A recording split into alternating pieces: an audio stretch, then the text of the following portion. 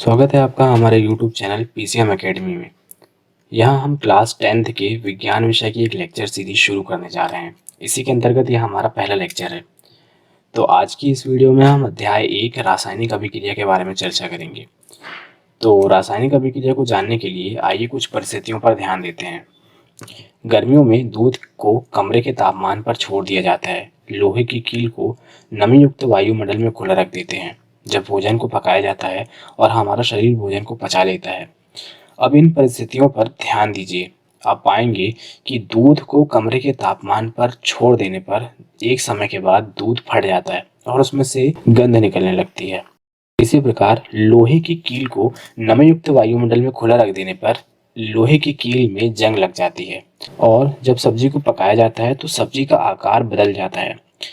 Basically इन सारी situations में पहली वस्तु जैसे कि दूध, लोहे की कील और भोजन, इन सब की पहचान और उनकी प्रकृति या नेचर चेंज हो रहा है। अर्थात हम कह सकते हैं कि वस्तु में भौतिक तथा रासायनिक परिवर्तन हो रहा है। अब भौतिक और रासायनिक परिवर्तन क्या होता है, आइए जानते हैं। तो भौतिक परिवर्तन ऐसे परिवर्तन होते हैं जिनमें पदार्थ के केवल भौतिक गुण जैसे कि पदार्थ की अवस्था, उसके रंग, गंध आदि में परिवर्तन होता है। ये परिवर्तन अस्थायी होता है, अर्थात परिवर्तन का कारण हटा देने पर वस्तु पुनः प्रारंभिक स्थिति में आ जाती है। इसमें नए पदार्थ का निर्माण नहीं होता है। उदाहरण के लिए बर्फ का जल में बदलना और जल का पुनः वाष्प में बदलना, इसमें ये कोई नया पदार्थ नहीं बन रहा है, इसलिए एक भौतिक परिवर्तन है। एवं परिस्थितियों को बदलकर हम वाष्प को पुनः जल में बदल सकते हैं और जल को पुनः बर्फ में बदल सकते हैं। रासायनिक परिवर्तन ऐसे परिवर्तन होते हैं जिनसे बनने वाला पदार्थ रासायनिक गुणों तथा संगठन में पहले वाले पदार्थ से पूरी तरह से भिन्न होता है। सामान्यतः प्रारंभिक पदार्थ पुनः प्राप्त नहीं किया जा सकता है और ये परिवर्तन स्थायी होते हैं और इसमें नए पदार्थ का निर्माण भी होता है, जैसे कि लोहे पर जंग लगना। जंग इस परिवर्तन में बनने वाला नया पदार्थ है, इसलिए ये एक रासायनिक परिवर्तन है। तो जब कोई रासायनिक परिवर्तन होता है तो हम ये कह सकते हैं कि एक रासायनिक अभिक्रिया हो रही है। रासायनिक अभिक्रिया को हम निम्न प्रकार से भी परिभाषित कर सकते हैं।